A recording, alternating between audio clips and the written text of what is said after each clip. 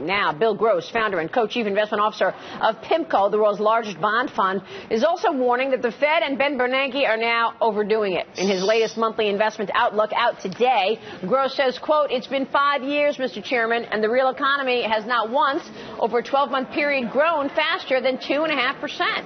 Perhaps in addition to a fiscally confused Washington, it's your policies that may now be part of the problem rather than the solution." Bill joins me right now for an NBC exclusive. Bill Gross, good to have you on the program. Welcome. Hi, Maria. Thank you. So where did Bernanke go wrong? Is it just too much quantitative easing at this point?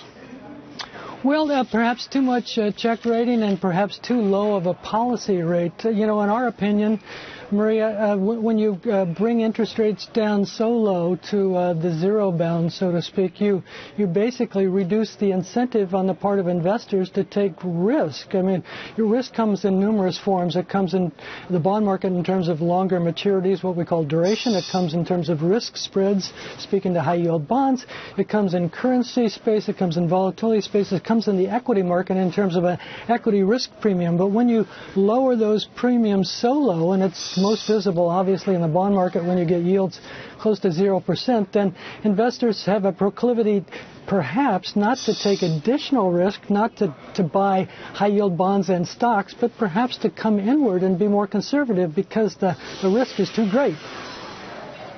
So let me get your take on the investment outlook. You've got your new investment outlook out today, just released. What kind of a year are you expecting for the markets? Well, going forward, the bond market and at the tail end, the equity market, had a stinker of a month.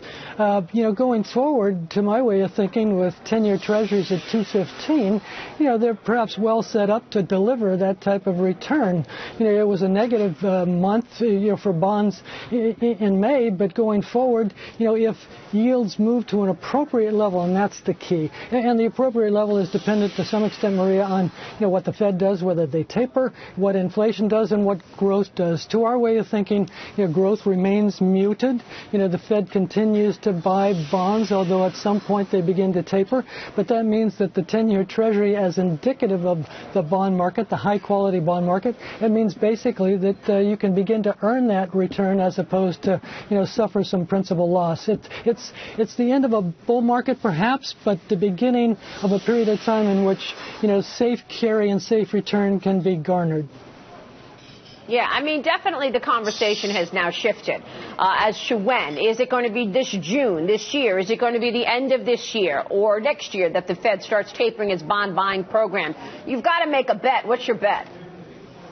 Well, our bet is that eventually, later this year, that they begin to taper for several reasons. One, it is growth and unemployment dependent, and we're going to see more this Friday. But absent that, it's also dependent upon, several other conditions. It's dependent upon the lower budget deficit. Let's face it.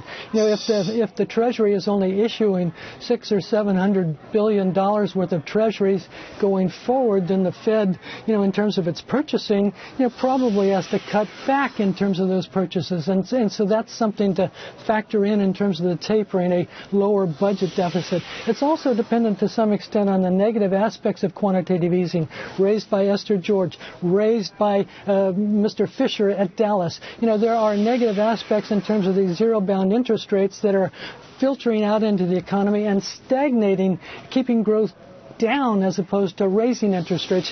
Just to finish the thought, Maria, Chairman Bernanke and other central banks basically have been working with this model that if you raise asset prices, that eventually it filters down in a wealth effect to, stimulate the real economy. That really hasn't happened, as you pointed out in terms of my outlook. 2.5% growth, from trillions of dollars worth of check rating, I think it's suspect.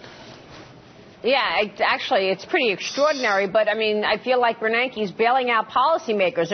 If Bernanke weren't there, we wouldn't have any stimulus, right? Where's the stimulus coming from the fiscal side of things? And would you like to see that replacing some of this bond buying? Well, we've always been an advocate of fiscal stimulus to the extent that it was appropriately directed. To our way of thinking, up until this point, it's been directed towards consumption, and consumption has its day, and then it doesn't have its day.